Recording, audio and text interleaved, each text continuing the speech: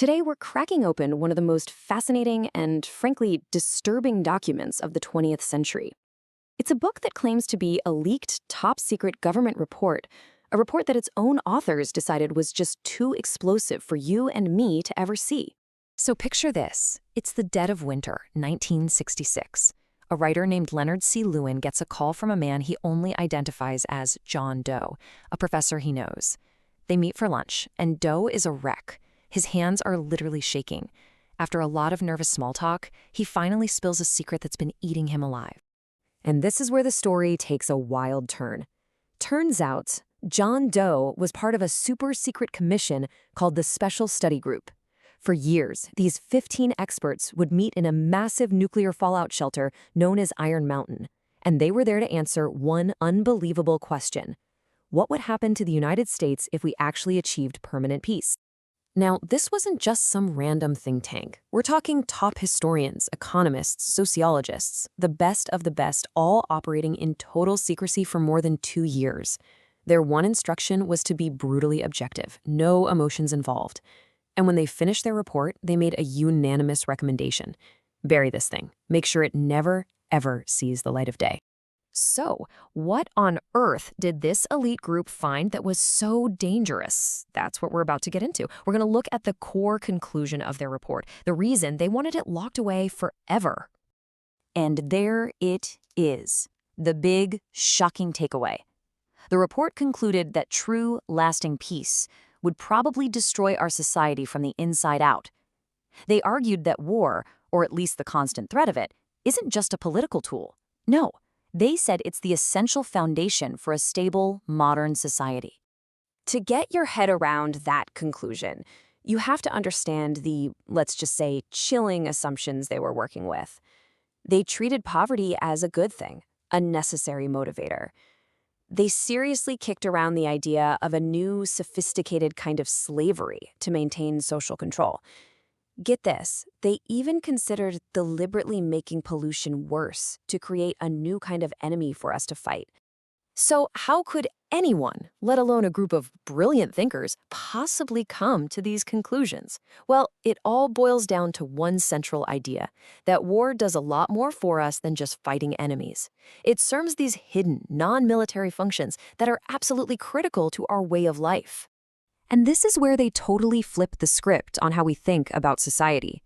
They argue we don't just have wars, we live inside a war system. Think of it this way. Our economy, our government, our very culture, it's all built on a foundation of being ready for war. War isn't something society does, it's what society is. And here's how they break it down. Economically, military spending is this huge, reliable waste that keeps the whole system stable. Politically, you need an enemy to justify the government's power. Sociologically, it keeps everyone in line and loyal. It even, grimly, controls population and drives almost all major scientific breakthroughs. And that economic part, it's not a small thing. The report figured that about 10% of the entire world's economy is tied up in this war system. That's a massive balance wheel. And if you just yank it out, the report says the whole economic engine would just fly apart. But this is maybe the scariest part of their argument. Politically, without an external threat, an enemy at the gates, why would people accept being ruled by a government? The report says the very idea of a nation only exists because there are other nations that could be a threat. Take away the threat of war, and the whole concept of a country just dissolves.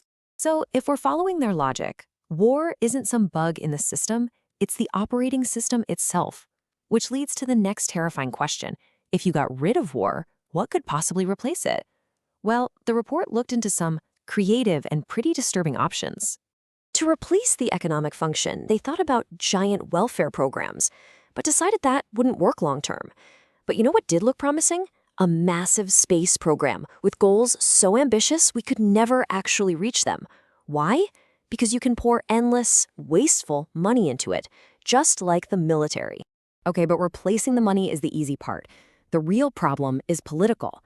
What could you possibly invent that would replace war as the ultimate enemy? What kind of threat would be big enough to keep society together and make people accept their government's authority? And the suggestions they came up with here are straight out of a dystopian nightmare. They talked about using massive environmental pollution as a global threat, or an alien threat.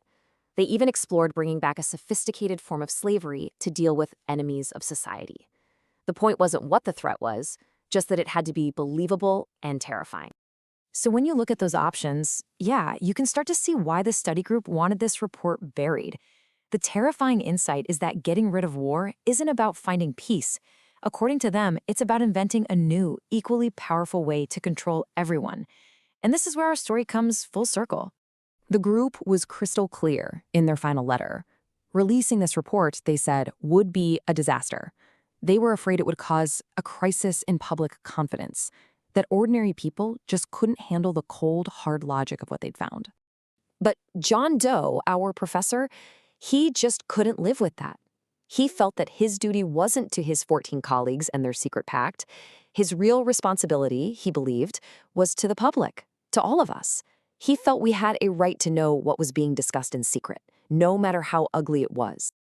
And that's exactly why he went to Leonard C. Lewin. Doe knew he couldn't get the report out on his own. Lewin agreed to help, seeing himself as the person who could bring this bombshell into the public eye. As Lewin put it, the public deserves to know not just what these ideas are, but also who in positions of power might actually believe them. And really, the whole story boils down to this single conflict. On one side, you have the group who believe that society is fragile and must be protected from dangerous truths. And on the other, you have John Doe, who believes that we have a fundamental right to know, even if the truth is painful. In the end, it almost doesn't matter if this report is a real government leak or an incredibly clever piece of satire, and people still argue about that today. The real power of the report from Iron Mountain is the question it forces us to ask ourselves. What's more dangerous, an uncomfortable truth, or the secret decision made by a powerful few to hide that truth from the rest of us?